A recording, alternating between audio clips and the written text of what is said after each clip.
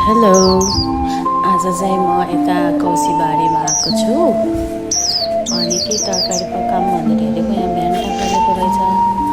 कति ठुलो भेन्टा हो के यो एउटा त, टिपौँ कि नटिपौँ भइरहेको थियो यसलाई चाहिँ। अनि त्यसपछि अरू त सबै सानो सानो रहेछ।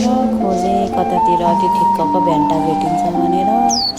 हेर्दै जाँदा बल्ल एउटा भेट्यौँ। कुनामा के त्यो पनि, अनि बल्ल बल्ल भेटेँ अनि चुडाएँ। अब आज चाहिँ भेन्टामा के मिसाएर तरकारी बनाउने होला। टिपेँ भेन्टा एउटा।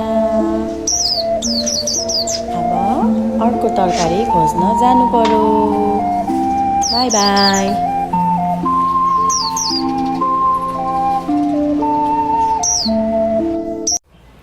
धन्न मैले अघि नै त्यो ठुलो भेन्टा टिपिन छु।